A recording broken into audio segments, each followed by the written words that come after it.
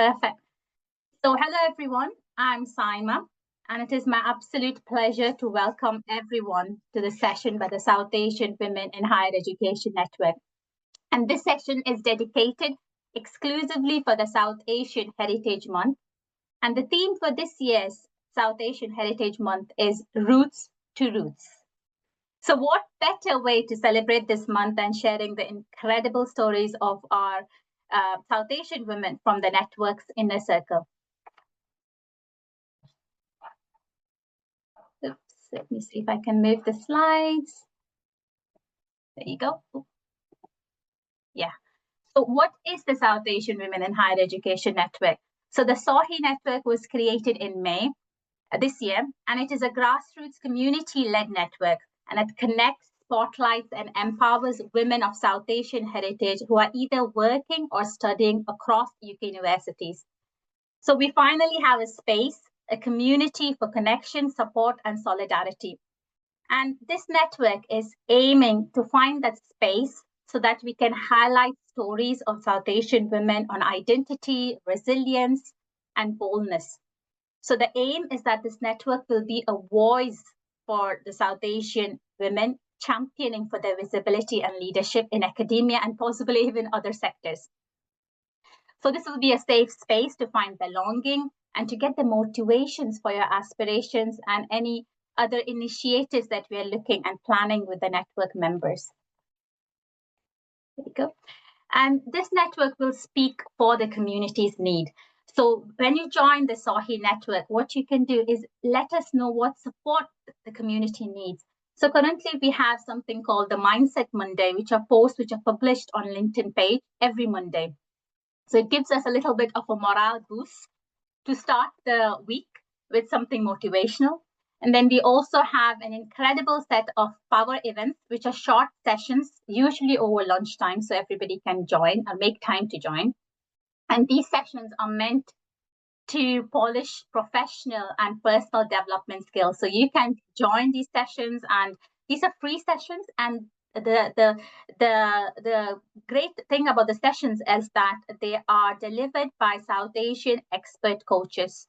So these are very, very useful sessions if you want to join them. And then we also have other events coming up, other initiatives. So we have something called the SAWHE Voices already, which is the monthly blog series, which highlights lived experiences, the research stories, and other life stories of SAWHE women in and out of the sector. We have already published 2 blogs. They're available on our LinkedIn page, and we will also be having a special edition South Asian Heritage Month blog coming up very soon. And we have other initiatives that we have planned. We have the SAWHE Member Spotlight, which is going to be launching very soon. We are also thinking of the SAWHE Researcher Series, which are virtual sessions highlighting researchers from South Asian communities, and which will be succeeding the power events from early next year. And we are also thinking of having a monthly podcast series as well. But who is behind all of this? So we have an amazing set of volunteers from the SAWHE Inner Circle, which includes myself, the country leads. We have Binish, Priya, and Jahanara, which are focusing on the intersectional perspectives of the main South Asian countries. And we have spotlight coordinators, Joshi and Sana, who will be leading on the very soon on the podcast series. We have our membership manager, Zainab. We have our events manager, Rumi, blog manager, Devisha. We have a digital comms manager, Sumaya, who will be leading on the member spotlight campaign soon. And our newsletter coordinator, Rucha, who will be sending out the quarterly newsletters very soon. So these incredible women, they are part of the leadership inner circle, and they represent a diverse range of South Asian voices. We have Indian, we have Pakistani, we have Bangladeshi, we have Muslim, Hindu. We have a diverse voice, and each woman brings her full identity and experience into leadership, especially the passion to contribute. And the inner circle is set that we have an intentional representation. And this diverse representation is our way of ensuring that leadership within our network reflects the richness of our South Asian community as well. So without any delay, I'd like to introduce today's speakers very briefly because they are going to be introducing themselves as well in the journey. And today's speakers, we have some of the Inner Circle members who will be sharing their amazing journeys and careers in education. They are all from different universities across the UK and from different South Asian heritage. And I will be chairing this section of the session. And I'm very excited to hear their stories. After this session, we will be having a questions round where our co-chair, Jahanara, who will be chairing the session, and she'll be asking one question to all the speakers, focusing on the theme of Roots to Roots for South Asian Heritage Month. So over to our first speaker, Dr. Binish Khatun. Thank you. Thanks, Ira. Can everyone hear me? Yes, we can hear you. Yeah. Hi everyone, I'm Binish Khatun. I'm a qualitative methodologist at the University of Manchester, and my research prioritises tackling health inequalities, and it's a real privilege here to be part of the South Asian Heritage Month, reflecting on this year's theme, which I find really interesting, Roots to Roots. Next slide, please.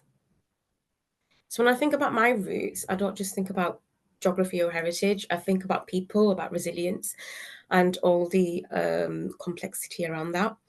So my identity is woven from multiple threads. I'm Muslim, I'm British, I'm a woman, I'm South Asian, I'm a mother, I'm a researcher. And these identities aren't separate. They all sit together, sometimes in harmony, sometimes in tension, but they shape how I see the world, how I move through it, how I raise my son, and conduct myself as a researcher. Being raised in a multicultural family, married to a Bangladeshi man, with my Indian stepmom, I saw firsthand how borders, emotional and cultural, can be both barriers and bridges. So these early and then later experiences as well taught me to listen, to question, and most importantly, to care about whose stories get heard. Next slide, please. So I think that is what brings me into research. You know, how did that lead me to research? I didn't just enter this field to count numbers or publish papers, which are all amazing things, but I came in because I saw too many people, especially women from minoritized communities, being left out of these conversations. And these stories were either missing, misunderstood, or just mistrusted. Today, I work in a number of disciplines in health research, and more recently in cancer research, focusing on health inequalities. I don't just study what the diseases people have, but why some communities face worse outcomes and why their voices remain on the margins of health systems and health research. Next slide, please. So why health inequalities and why this work? I mean, if we're honest, health inequalities isn't just a statistic, it's a lived experience, which I'm sure a lot of us have probably experienced. It's when someone's postcode or accent or surname or the way they look changes the kind of care that they might receive or receive at all. It's when structural racism, ableism, discrimination aren't just abstract ideas, but forces that directly shape whether people are believed, treated, or included. In the UK, South Asian people face higher rates of diabetes, heart diseases, mental health issues, and other things. But despite these risks, our communities remain underrepresented in research and underserved in policy and practice. So for me, it's not just an academic gap, it's a moral one. I want to share a little bit more about my research project, which some of you might have heard at the University of Manchester. It was a participatory approach to research funded by Greater Manchester Cancer Alliance. And the aim of the project was to investigate why minoritized communities have lower screening uptake for breast screening than other demographics. So rather than adopting a traditional interviewee dynamic, which can sometimes, a lot of the times, actually alienate people from these groups and hinder open, honest discussions. I led this research prioritizing creating culturally tailored and sensitive spaces and moved away from hierarchical power dynamics and introduced a novel method using creative arts and narrative therapy. So the project culminated in a digital art installation, and I don't know if anyone went to see the Manchester Museum South Asian Gallery between February and May this year. There was a digital art installation there called The Tree of Life. And this exhibition showcased the films, personal stories and artwork created by the women, South Asian women, sparking conversations about health equity, cultural inclusion, and healthcare. And what I really loved about the film and working with these women now over 2 years is how, as much as segregated these communities are, they all came together. And I think it was one lady, and I still remember this, and she said, if you cut my hand, and these ladies, you know, we're all the same, we're all one blood, and we all came from one place, and it was the borders and the differences that separated us. And it was just so empowering for me to hear that story. And another thing, at the end of our art exhibition premiere, one of the ladies, she wore a niqab, and she never had taken part in anything like this. Niqab is a face covering, and she was part of the film. And she said, Binish, if you have any research in the future that I can be part of, please reach out to me. And that was really actually a very empowering and a pinch me moment for me, that this is the way to do research. And just a little bit about the South Asian Gallery itself, if you haven't been, I do encourage you to go. It's been curated by Nusrat, who's Pakistani herself, and it's the first permanent gallery in the UK to celebrate experiences and contributions of the South Asian diaspora in the UK. Next slide, please. This is just some of the postcards and artwork that came out of the Tree of Life exhibition. But I think it was just really nice to add this to this slide today. At the end, the women sang a song when they just naturally came together, the Indian, Bangladeshi and Pakistani women. And we were talking a little bit about Bollywood, and they remember the song from Sholay, Ye Dosti Hum Nahi Torenge, and they re-sang that actually for the film, which was really, really nice. So I don't come to this work as a detached researcher, observing from a distance. I come into it as someone deeply rooted in the communities that I work with. So my roots, my upbringing, my faith, my culture give me not just a perspective, but responsibility. So for me, being a researcher is not just about generating new knowledge, it's about changing who gets to create it, who it serves, and whose truth it centers. Thank you. That's amazing, Binish. That's such a powerful journey, and the work that you're doing to include the communities, having their voice, it's so powerful. Thank you so much for sharing your journey today. Thank you. And the next speaker for the session is Joshi Prabhu. I'll let Joshi to introduce herself again. Hi all, thank you very much. Thank you, Saima, for this opportunity, and Binish, well done. It's very inspiring with your work. So my name is Joshi. I'm one of the lecturers for adult nursing in the University of Salford. I'm glad to share my little story with you. Just aligning with this year's theme on roots to roots. I'm going to take you on an en route to my own journey. So I come from India, a southern tip of India called Tamil Nadu. That's my state I come from, and as we all know, it's a very diverse country with I follow Catholic. My faith is Catholic, but then I've got friends and family who is following, who has got different faith. I've visited temples, I've visited mosques. So I embrace all these culture, and that's where I grew up.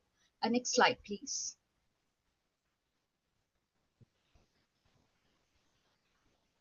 That's a little snapshot of my childhood. So on the left hand corner, you can see the picture. That was my kindergarten picture. I'm the little one standing at the corner at the end. I'm not going to play spot me if you can. No. So these are few pictures where, which shows my interest towards art. I've always been that student who was not just only into academics. Both of my parents were teachers, so of course education was very important to them. But then myself and my sister, we were the first generation to go into an English medium school from my family. When all of them were just following their regional language, my dad, who then wasn't even earning a lot, but then he invested, and education in India is very expensive. It's not like how we have it here. But then he paid for us for a convent school. I was involved in a lot of cultural activities, from dancing, mono acting. The first picture is one which during my high school I got the best young environmentalist award at a national level, where I presented a presentation on pollution due to Iconia growth in my hometown. And the next one is when I was actually questioning. I met with one of the president. Those from India, Pakistan would have heard about Dr. Abdul Kalam.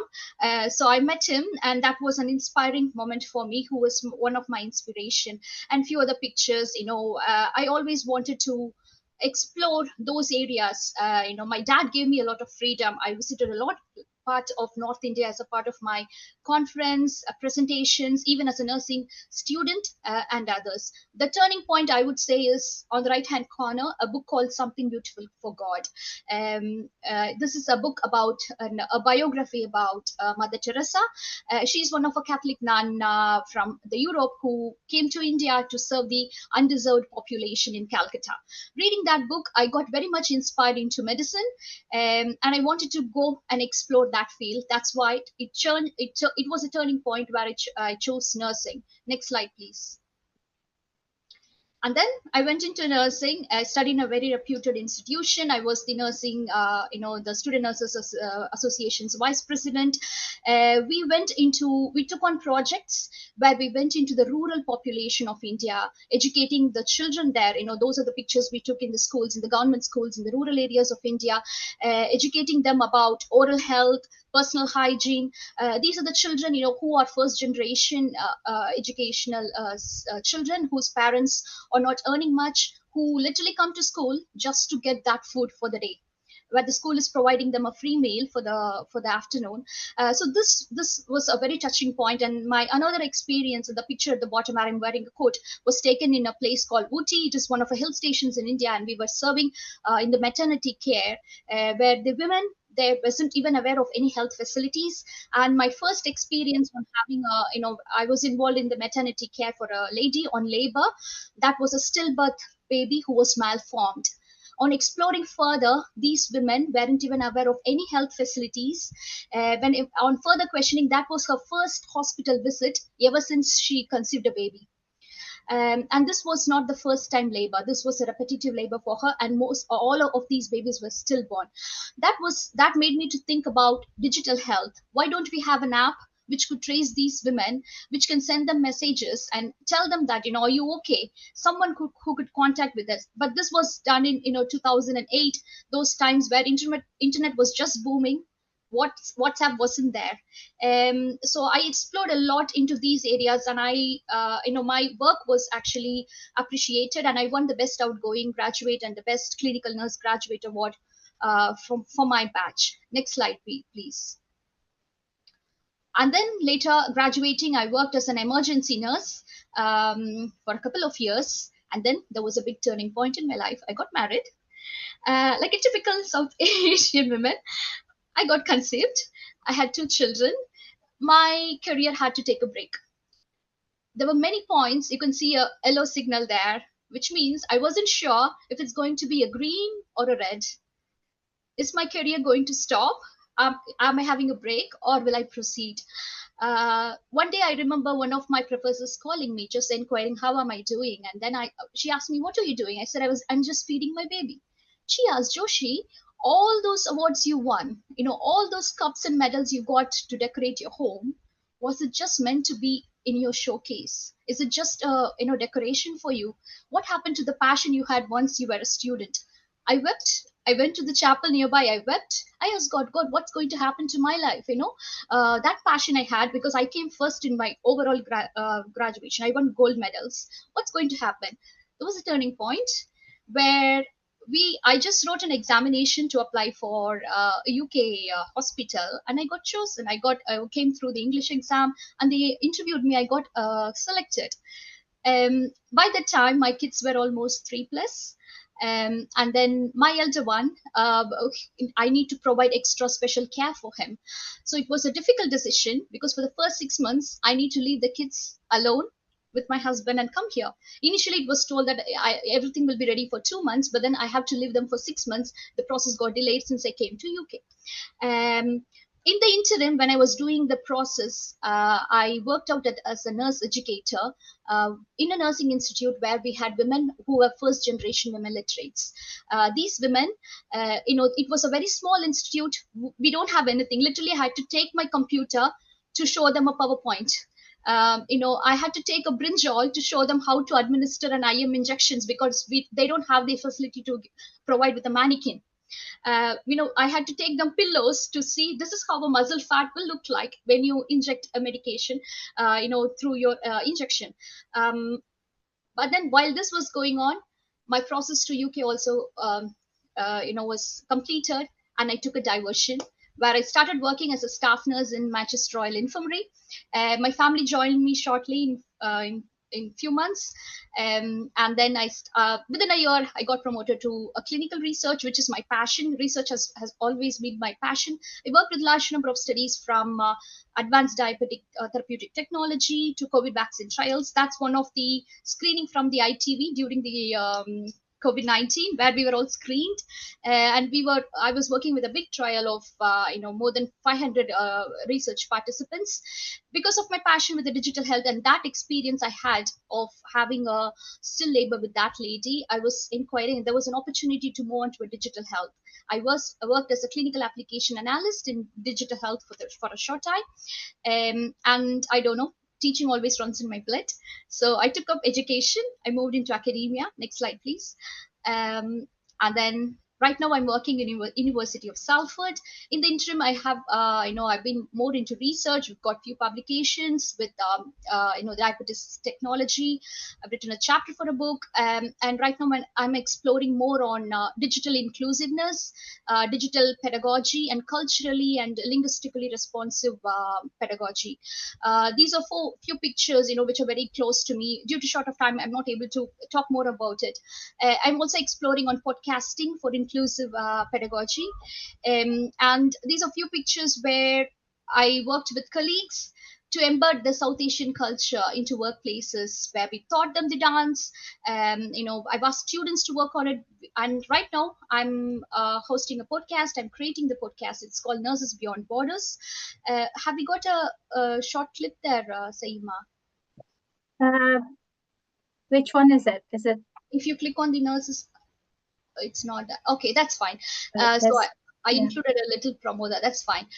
So yeah, you're free to watch this podcast where I'm actually interviewing the internationally educated nursing academics working in the UK to amplify their voices, because the struggles are very different for us when we come from an international background, for us to adapt here to the culture, climbing up the ladder in whatever areas we work.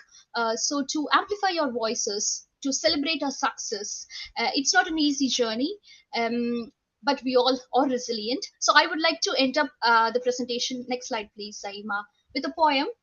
I'm a little bit into arts, as I always say, and I'm a budding poet, I would say. I write more on Tamil and in English. This poem won the best poem competition in the university last year.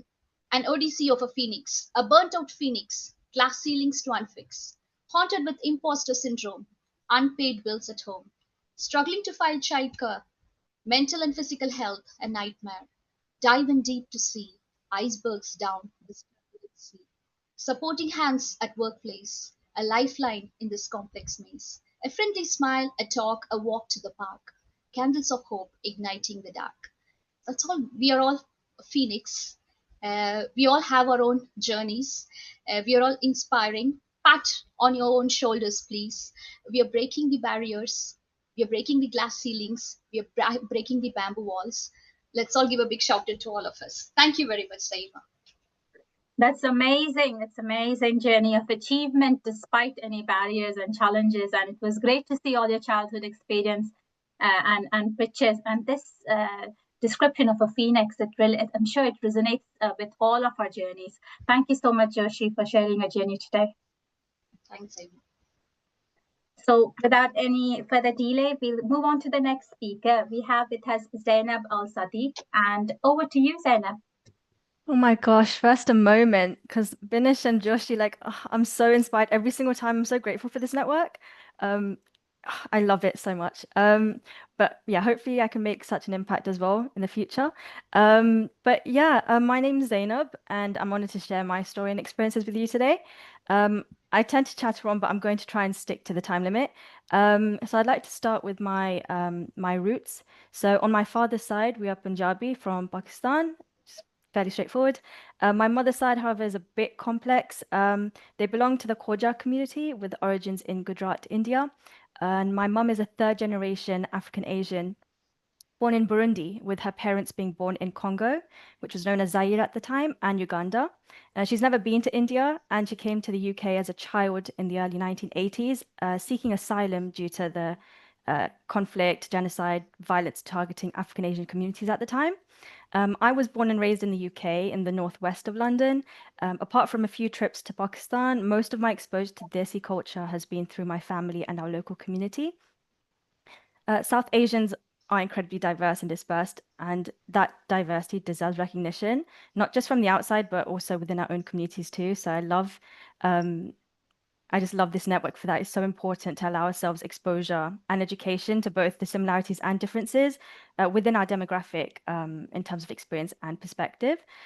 So I've just find the diaspora paradox very fascinating. We have what I call comparative individuality. So our lived experiences are so unique, yet they're constantly measured against this imagined idea of the South Asian whole. But onto my academic journey. So I studied English language and linguistics at Queen Mary, University of London, graduating the year before COVID. Alongside my studies, I worked as a linguistic consultant for an online maths tuition company, where I assessed hundreds of monthly oral applications from Indian candidates, where I evaluated their accent clarity and also subject knowledge to determine their suitability to tutor British children. Post-COVID, I also served as a clerk to a local high school governing body until Aston University in Birmingham launched a part-time remote learning option for their master's in forensic linguistics, which I completed while working full-time and graduated, thankfully, this January. As an undergrad at Queen Mary, I not only had lots of fellow South Asian students, but also a South Asian female professor who is still the chair of the linguistics department. But in the more specialized field of forensic linguistics at master's level, I didn't see this representation. And I think the remote learning option also added to that format. Yeah, I didn't really see much in terms of the representation. So in my first year of postgraduate studies, I was the only South Asian and the only person of color in my cohort.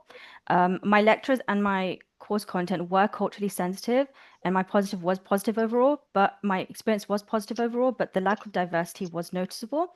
Although I do think that Aston's location in Birmingham with its large South Asian population contributed to a more inclusive university culture, at least outside of my course. Something else I want to really bring up is the cultural awakening I had during my university time. So it was a time when I began rediscovering my South Asian heritage for myself. As a teenager, I'd tell people like, why do I need to keep up with my Urdu? You know, it's not going to get me a job. And I thought that GCSE French and German would be more useful because they felt employable. So I'd absorbed these certain ideas from the media, from negative family situations, and from just wider society. And as a result, I became prejudiced towards part of my culture and heritage. But my studies encouraged me to take pride in my ethnic background, not just in terms of ancestry, but also in the languages I grew up with. I have to mention, growing up in a multilingual immigrant household meant that I learned certain pronunciations differently, as I'm sure is the case for a lot of us. So, for example, I used to say Wednesday because that's how I'd heard it at home. But when I went to uni, my classmates found it funny and they corrected me saying that it was Wednesday. So to this day, whenever I say that word, I think of that moment and I no longer pronounce it as Wednesday outside of my family. And in a book I read of compiled stories by Gaudem, which was an independent British magazine produced by women of color and non-binary women of people of color. I read of a similar experience by a Sri Lankan girl who was teased for how she said pomegranate because of how she heard it at home. I have the book here. I Will Not Be Erased. I think they've gone out of production. They've stopped as a magazine, but I'm so glad I read that. And yeah, it's a reminder of how language, identity, and belonging are intertwined, and how even like tiny moments, tiny things can leave such a lasting mark. But it was thanks to my degree that I learned, appreciated, and explored my South Asian heritage with curiosity rather than an instilled bias. And that changed everything for me. In social linguistics, no language is considered more superior than another. They each bring something valuable. And when they come together, they shape even more unique cultural identities. So we have multicultural London English, MLE, that's been shaped by Punjabi, Bengali, Tamil, Jamaican Creole, and so many other languages, which is just so fascinating. In both my academic and professional work, I've often brought in elements of my religious and ethnic background, particularly given the lack of research on Muslims and South Asians, and even less on South Asian Muslims. So just a side note, but even in day to day, I have had experiences of people seeing me a hijabi and thinking that because I'm Muslim, my language is Arabic, and that I'm not culturally desi, which catches me off guard every time.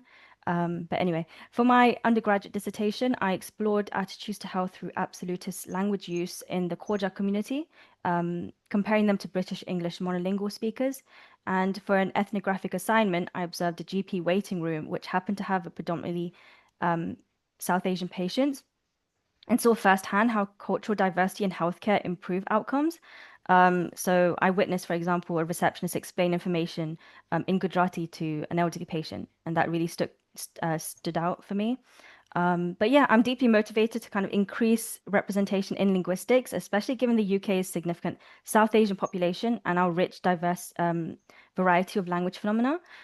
Especially in forensic linguistics, a lack of cultural and linguistic understanding of South Asian communities can be a serious limitation, and I aim to bridge that gap, God willing. And yeah, I'm loving to seeing more and more South Asians on LinkedIn, so spotlighting our communities and our needs across different academic fields and industries is truly inspiring and a motivation boost.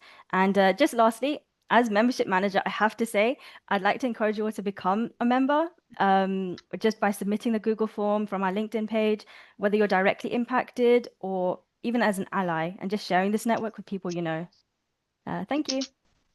Thanks so much, Zainab, and you share your story so honestly and candidly. And I must say, we have this debate of Wednesday and Wednesday in our house so many times because I say Wednesday and my kids say Wednesday. So I can relate to that as well.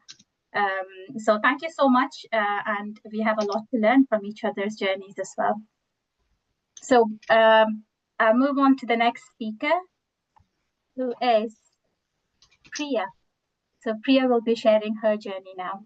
Thank you, Priya. Hello, everyone.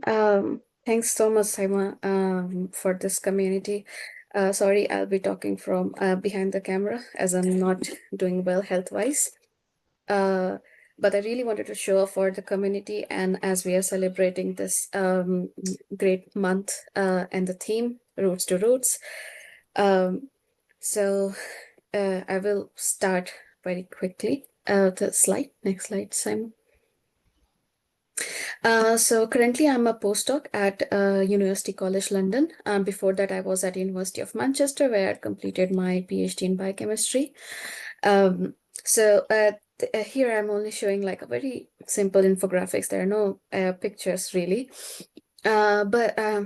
This is very simple, I'd say, because it just shows a stair that goes up. And at the bottom, you see the science kid, very motivated. So I was this kid, very curious, I would say. But I was not this nerdy kid. I was very extroverted in a way that I had so many friends. I used to have fun, not just like study all the time kind of person. But I always participated in extracurricular activities like Joshi, like singing, dancing, art was also one of my favorite thing to do. It still is. But after finishing my school, I went for doing bachelor's and master's integrated course in biotechnology in Delhi, Noida. And then during that, I had different national, international scholarships to do internships where I got more experience while doing my college. And that's when I decided to go for higher education or PhD. And then I got a President's Doctoral Scholarship at University of Manchester to do a PhD in biochemistry in 2019. That's when my international journey or being in the UK started, which I'm very grateful for. And then at the moment, like for last year, I joined as postdoc in UCL, which is also another very different culture, again, very different but than Manchester. The work culture and everything is very different. And also, this scholarship that I got, President's Doctoral Scholarship, is not because of my just science and my passion for science and my experience and so on, or my merit. It was also partially because I had different sets of interview, and one set of interview was just to know me, and I didn't know about that format of the interview for that particular scholarship, and even I didn't know why I really wanted to go into higher education. I had so much rage in me that because I really wanted to inspire more and more women to go into higher education. And that's also partially why I was selected, because I wanted to be an be an example, be an example really to motivate people, um, and to go in women to be a women in STEM and not leave, because I have seen my friends, my cousins who do study and everything, but they don't really go into higher education. They leave early on, even like after they get married, they're like, oh, their life is done. And that always used to annoy me so much. Um, so that is my very simplistic journey that I've just talked about. Saima, can you change the slide, please? Oops. Okay. So this is the same version of the slide, but with more downs because not so much of ups. So as I said, I was this science kid, but I had no role models. I felt like an outcast. Like, is there something different? Because I had science teachers who were women, but they were just there because it was, convenient. It was okay. They can look after their family. But the thing is, it's not like I don't like teachers. It was like I didn't see that much passion in them, or or them motivating me to do something. I felt there's something more that I can do. Uh, so whenever I was finishing exam, and we know that how it is in South Asian community, that we have this, especially in India, we have this very competitive exams that we give after school. You either go in MBBS or you do engineering. There was nothing else that I knew at that time, and I couldn't do MBBS. I'm so scared of cutting or needles and blood. So I knew that, and I love math, so I was like, okay, I'll go into engineering. I prepared for that exam, 1 year gap. I somehow I knew my heart was not there, but there was no other option I could look for career, and I failed. That's the first time that I failed in my life, and it was really, really bad. Like, I was so devastated. Um, but I didn't want it to waste my time, so I joined this college in Noida. I was like thinking, okay, I'll go somewhere else. I will give entrance exam again, and then I will join my dream college.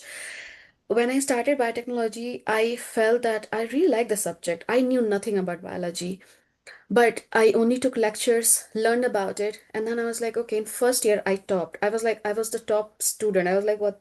I didn't understand how this happened, but I slowly started liking it. And that's how I believe in destiny, that sometimes the destiny takes you somewhere that you don't want to, but that's the best for you.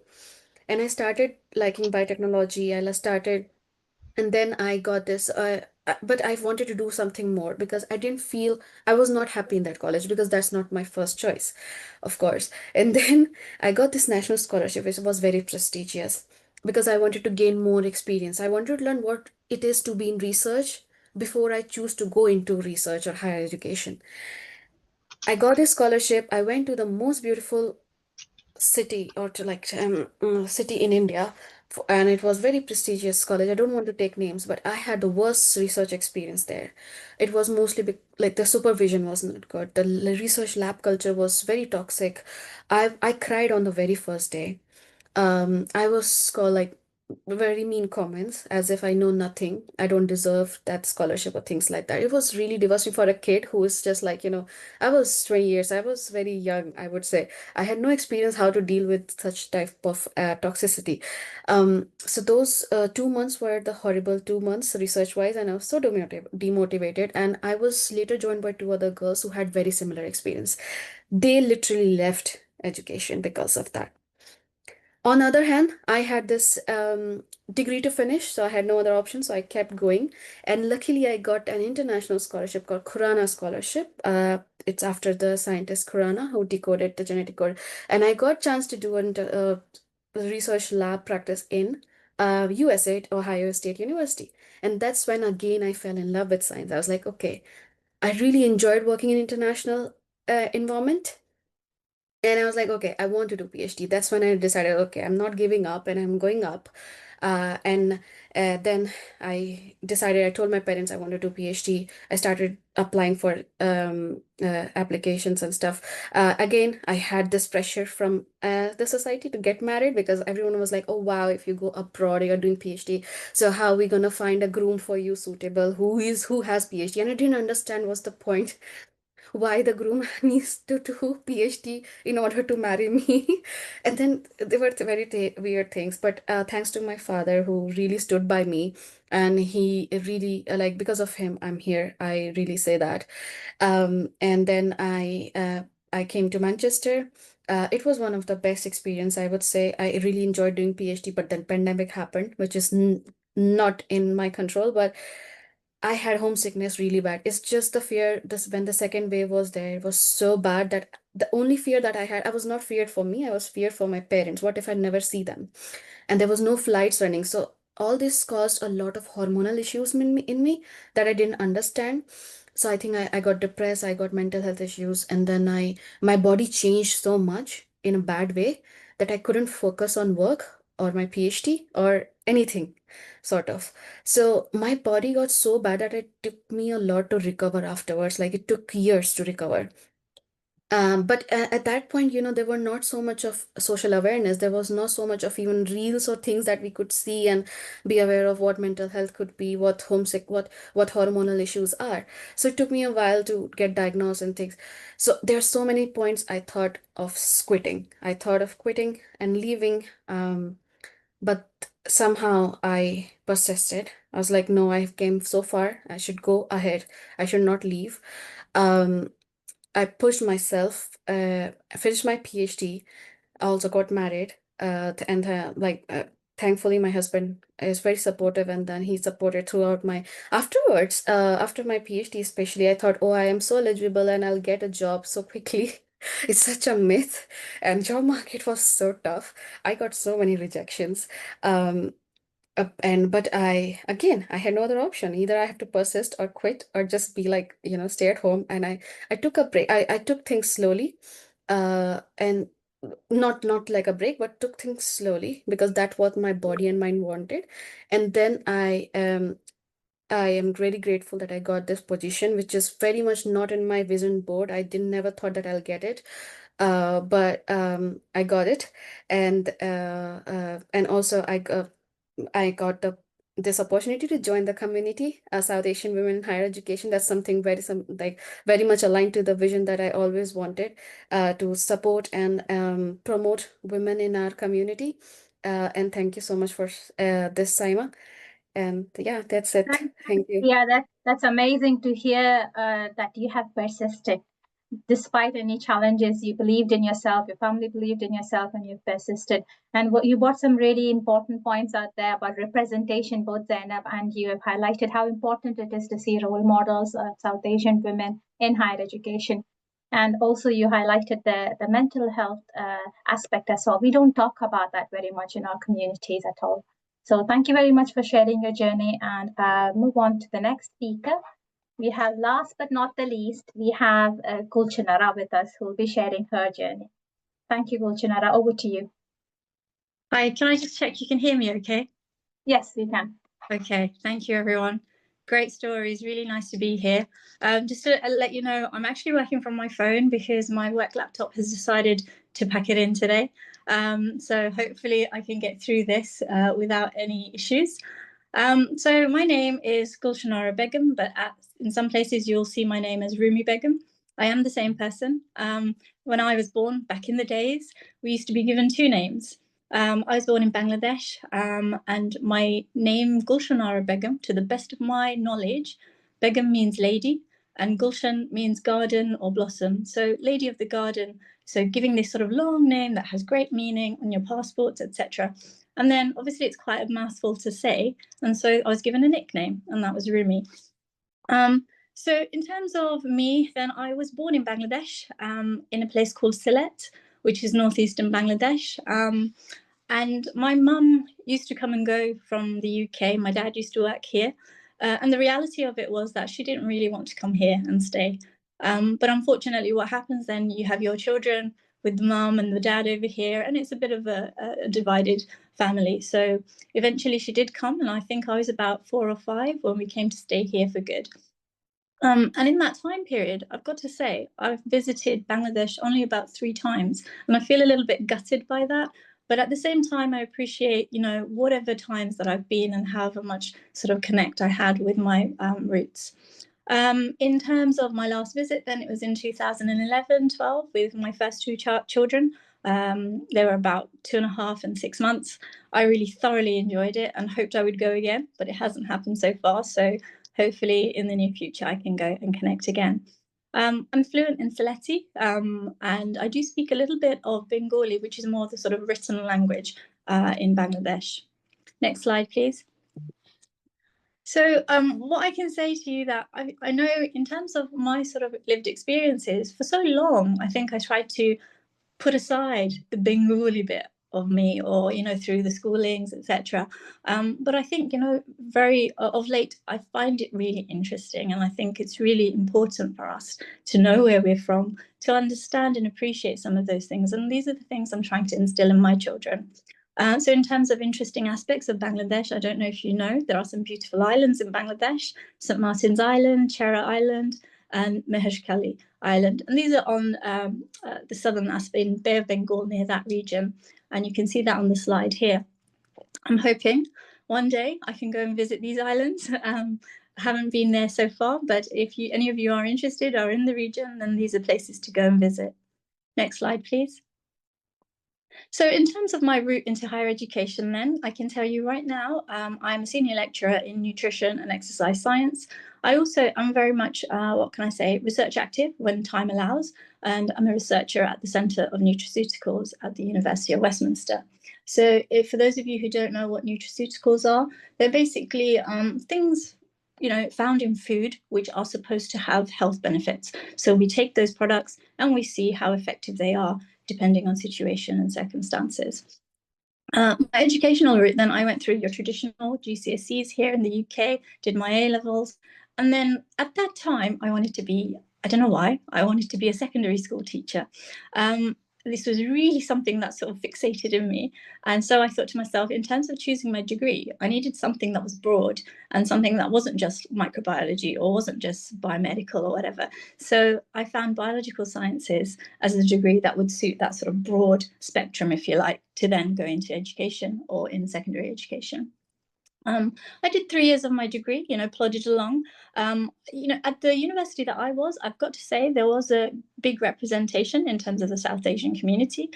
So I felt quite comfortable, actually. But at the same time, I struggled in terms of navigating my degree, in terms of how to get those top marks in, your coursework or whatever assessment you're doing. Nonetheless, I didn't give up, and I pursued, and I did my final dissertation in the final year, which was the 3rd year, and I so enjoyed that. I don't know what it was about that dissertation, but having that ability to be autonomous, be able to take away a little bit and then make it your own, I loved it. And so, I did very well. I got a 1st class. I was recognized by a sort of award from the Physiological Society back then. And I suppose I got noticed in some ways, because I did naturally leave uni and then went into a secondary school to do a bit of a job. It was like one of those special needs education positions. And I just kind of wanted to figure out, is this where I wanted to be? Is this the space that I wanted to find myself in? I was young, I was rash, and I said, you know, within about a few weeks of having that post, I kind of thought, nah, this is not for me. And so at that same time, I was approached by my supervisor to do a PhD. And I have to be very honest with you, back then, I didn't even know what a PhD was. So when I hear my students now talking about PhDs, really thinking about going for PhDs, I'm so impressed, because when I was their age, I had no clue. The only reason I had a clue was because a supervisor noticed me and came to me and said, would you like to do this? If so, this is here for you. And that's because I probably showed a few sort of elements of my skill set. So moving very quickly forward, in terms of large part of my research work in my PhD was all about this particular slide. Why do we get tired when we do exercise? We know there's lots of different types of exercises, from that sort of brief maximal exercise to those long marathons, etc. So I spent a long time doing this sort of work. In the next few slides then, I'm going to show you some of the skills that I kind of developed over this time, and even now I continue to develop.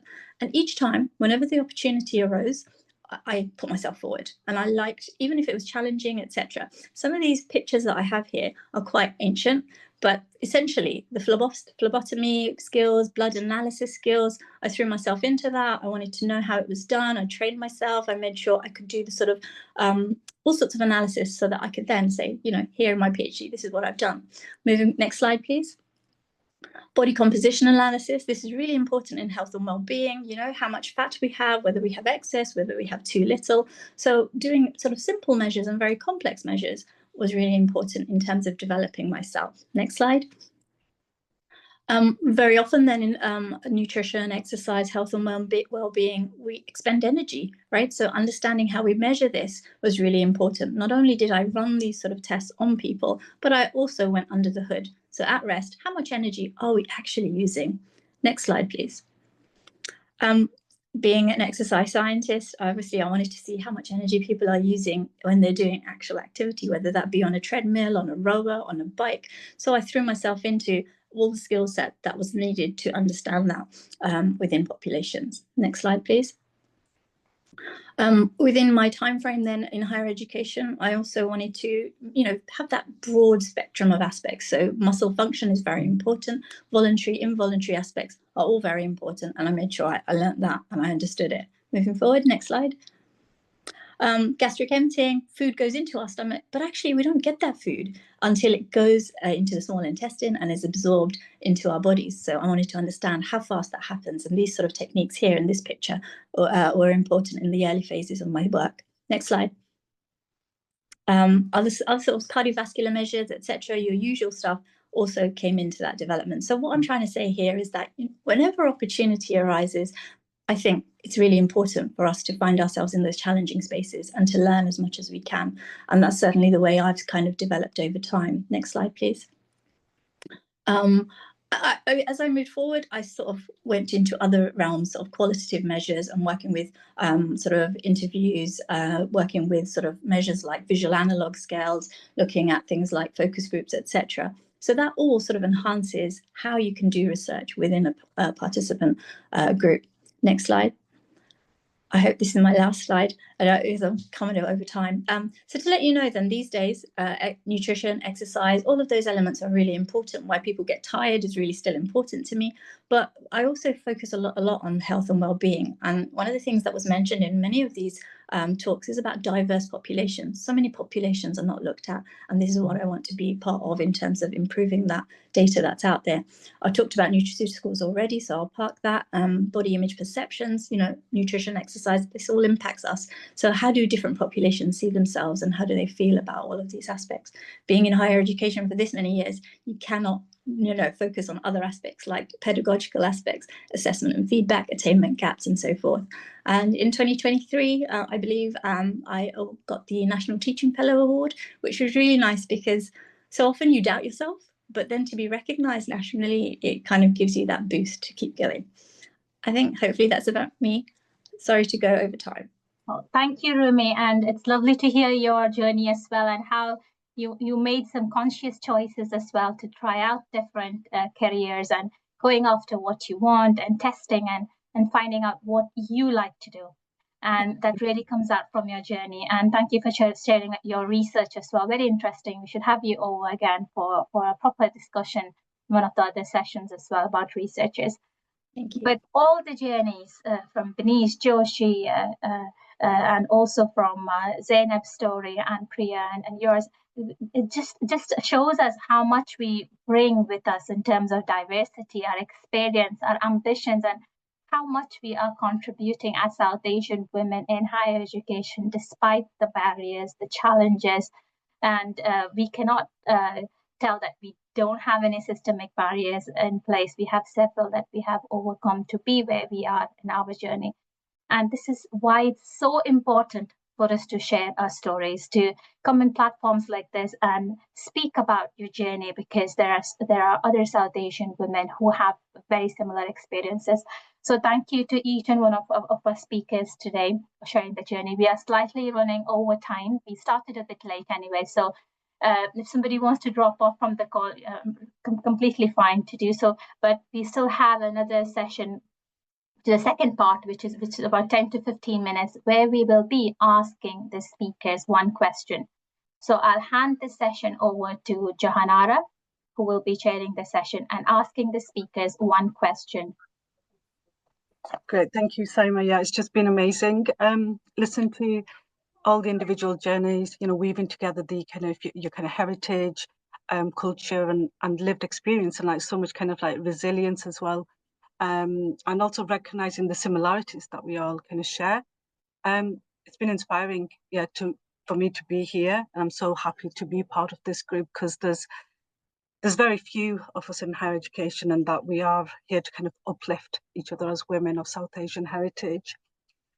So the question that we want to kind of focus on now, and a lot of this has been kind of covered during your talks, but we want to kind of see what roots we bring authentically in our work, and what roots we can carve for other South Asian women, and in higher education. So yeah, so what aspects of our South Asian heritage shapes how we can show up in work?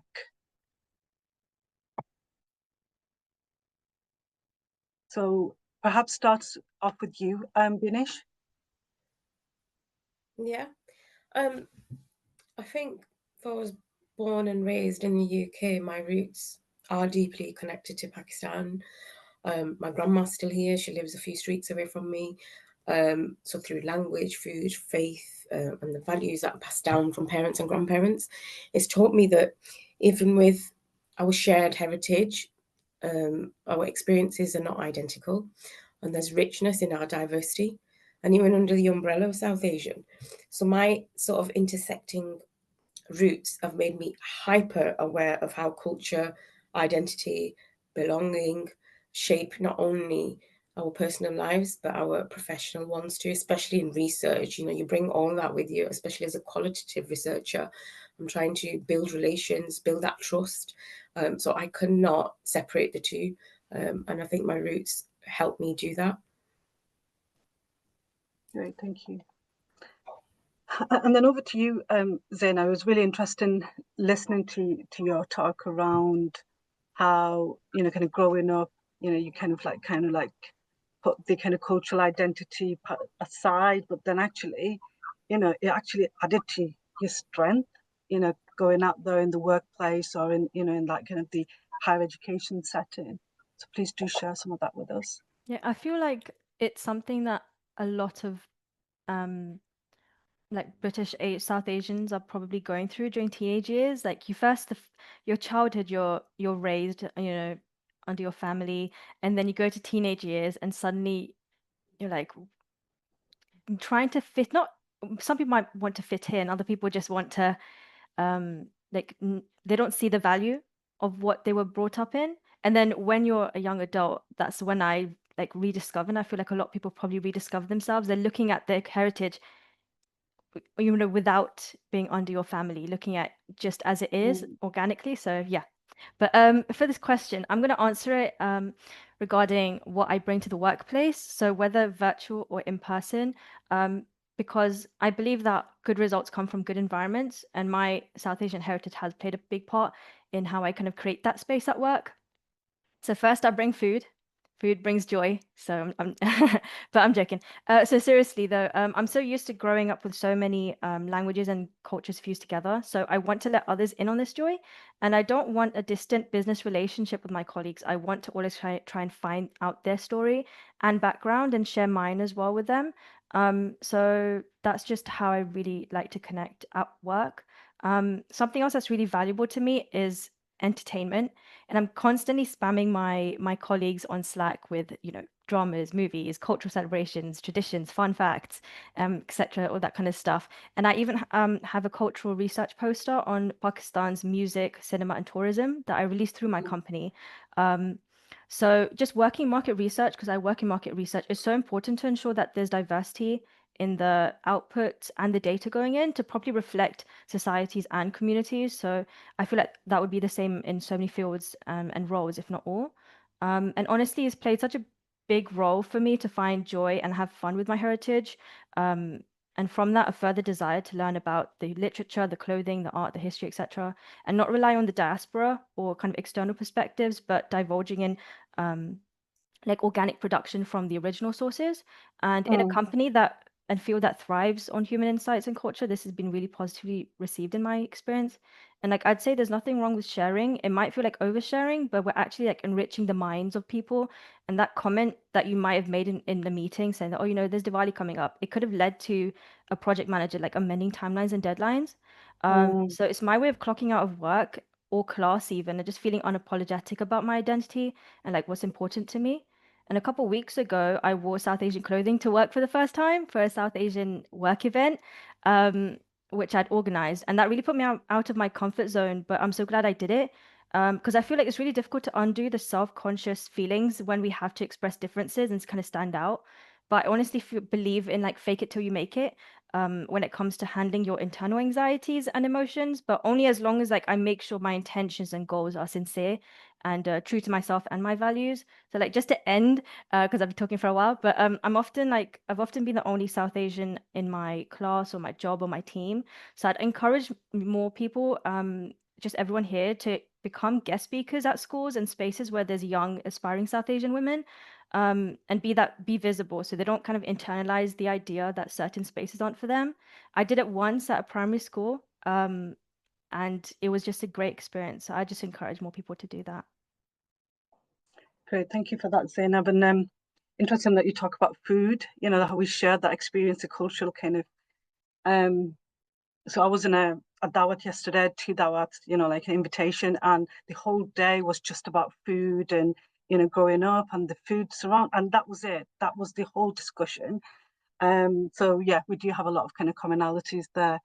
I just want to go over to Joshi because I know like you showed us some of the slides where you were teaching some of your colleagues around music and dancing as well. Would you like to come in here? Thank you, Jakarta. Yeah, so one thing, I always want to remind myself is to be authentic. I can share an experience where I was working as a senior clinical research nurse, and we get phone calls. And once when I was talking to someone, because we send patients the pack, and I was explaining to the patient over a phone about, it's in the yellow pack. And then a colleague who was sat next to me after the phone call, he called me and said, it's not yellow, it's yellow. And, to me, and that day I felt so down. I felt like, okay, I'm being judged for what I'm being speaking. For that 1 week, I avoided attending the phone calls with the fear of, being judged. Later, one weekend evening, I was thinking about this because it was affecting my confidence. I was someone who used to speak in phone. People used to call me as Mike Joshi when I was little because I used to be orator. But then that's gone. That part of me is gone. I was so scared to even attend a phone call. Like a simple comment, how it could actually crumble you. Then I learned about code switching, where when non-native speakers try to adapt the accents of others to replicate their accent, And then I thought, no, let me be authentic. This is the way, because my brain thinks in my mother tongue. And there is Yeah. a little translation happening. I was not taught English at home. We don't speak English to my close ones. So emotions come up only when when you mingle with your close ones. At work, we all have a different face. So the next time, I just asked him, how many languages do you speak? He said, just one. Then I said, I can speak more than 4. I can understand more than 5. He was a bit surprised. So my brain is doing a little processing there. And my friends usually, when I send them my videos, even for my podcasting, which is there in YouTube and Spotify, my friends from India have asked me, have you not changed your accent? Why do you still speak in an Indian accent? And I tell them, I'm proud to what I am. Even I teach with my accent, because if I'm focusing on how I'm talking, I'll forget what I need to talk, because my brain Yeah. is doing a little calculation there. So being authentic is very important, and that's what I bring into my work as well. I encourage the international students whom I teach to be their selves. So that's those pictures. Every day we have the International Nurses Day celebrated in the May, and I take a lead. I bring in some part of our culture there. Once it could be a food, it could be a dance. When I used to work in the NHS, we brought in the colleagues. We taught them the South Indian dance. We made them wear the saris. And in the University of Salford, again, the last year, we bought in saris, we bought in our own, the bangles, the other stuff, the earrings, the big earrings we wear. And they were all very much surprised, and we told them this is what we embrace. And my colleagues, who actually, who are international colleagues, South Asian colleagues, they came to me and said, we need more of these, because we felt, it created a sense of belonging, rather than, and a colleague actually told me once, when I used to wear our South Asian wear to work as well, I feel more comfortable and confident in it. I want to embrace the culture. Yes, I do wear other stuff. I do wear the Western wear, but I also embrace the South Asian wear. I wear jamkas to work as well. If it's a summer, I wear a top and I go. That's how it is. And I tell my students, I'm an internationally educated nurse. I tell them each and every time I teach them, I share my experience. One simple example I share is, for all our, if you grow up in South Asian countries, being sick, when you say someone is sick, it means they're unwell. Mm. But here, when I say I'm sick, it means you're feeling nauseous or vomiting. So when a South Asian patient comes in and he says, I'm feeling sick, it means he's unwell. Because in all your leave letters to school, you write, please grant me 1 day of leave because I'm feeling sick. That's how our English is being taught. So that's one thing I always teach my students. When you treat a South Asian patient, how are you going to embrace that culture? We don't want you to follow that unless you're comfortable. No, please. Mm. But then embrace our culture. So I do a little bit of pachakocha exercise with my students, where I show images of different patients. What is the first thought that comes into your mind? Do you degrade a patient because he looks a little bit uneducated? Do you think a woman cannot speak in English because she looks South Asian? These are the questions. So I bring that decolonization aspect to work. And so, to be authentic, to be proud of who we are is one thing. I don't want to wear a mask. I want to be called who I am. And I'm always proud to say from what the roots we come from. Yeah. Thanks, Jagannath. Thank Sorry you, for taking a lot of time. Thank you, Joshua. That's amazing. And, not just going to shy away from who you are and walking in there being proud and authentic.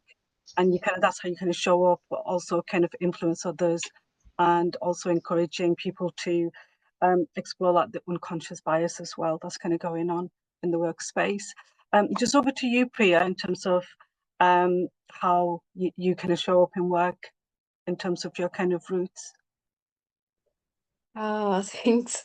Oh, I'm so in like awe of everyone's stories. So much to learn from everyone.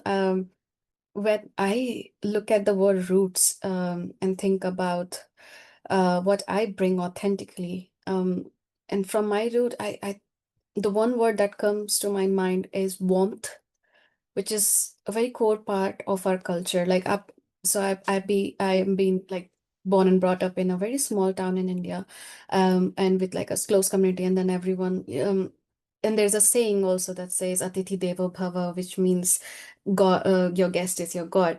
And so I have this feeling of, acceptance. And I have all kinds of friends I made. It's not, so I don't have a friend from one religion or one, there are so many caste systems. There's so many actually societal barriers, but I have made friends from very early on from all kinds of, I respect all the religion, everything. So I've kind of learned to respect everyone and then accept everyone with warmth. And I think that's something that I really embrace in myself even today. That's why I get along with people from no matter what culture or country or wherever they belong from.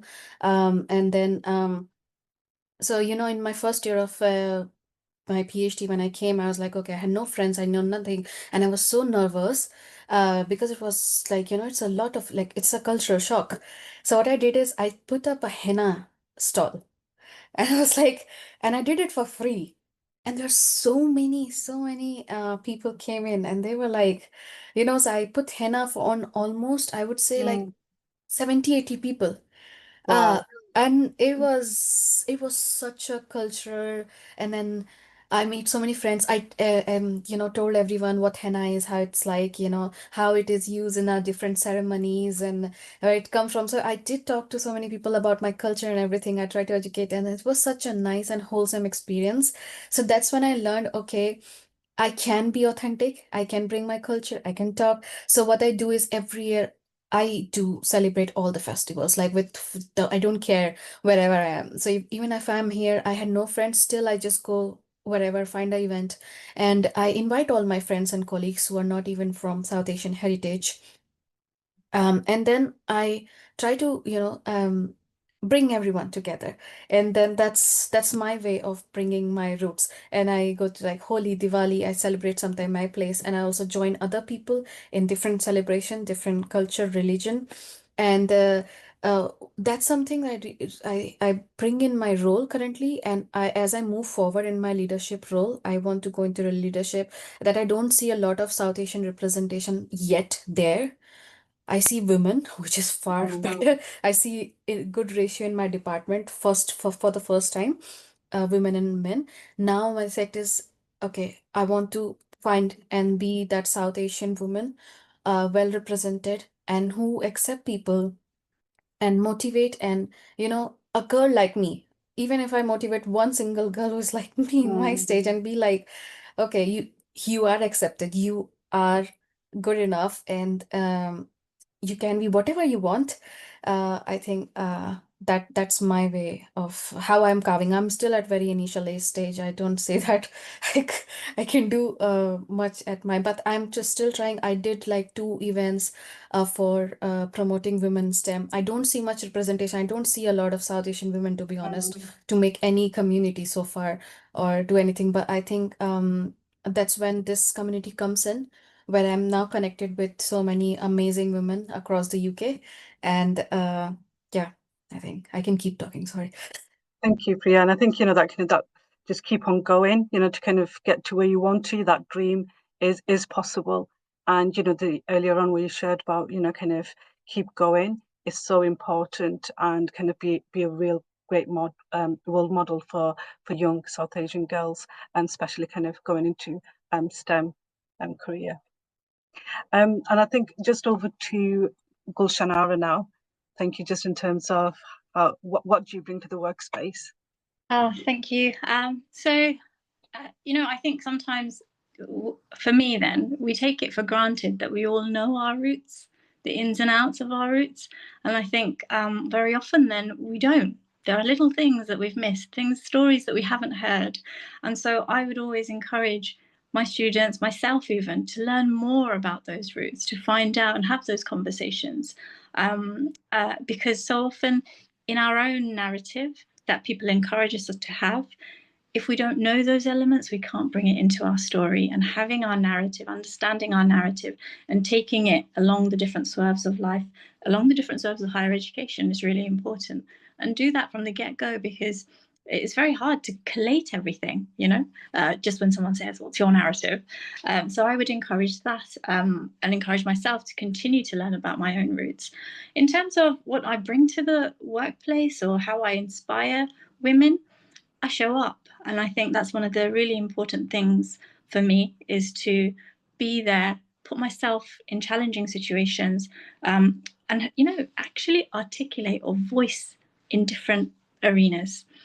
So what I tend to do is go to different leadership aspects. I do my own training. I do, just making sure I'm present and I'm learning all the time, and that I'm actually sharing the things that I'm learning, to be a role model, and to say, actually, even though I'm a senior lecturer now, there's ways that I can go. I haven't finished. I've got, there's lots of things I can do. And to say to everyone, it's possible. It's possible for everyone, but we just need to believe in ourselves, and we need to show, be present. Thank you, Gulchana. I think that's kind of nicely kind of wrapped up, the journey that we've all kind of started, and that curiosity for that continuously kind of learning as well, and kind of support each other in that workspace. Thank you.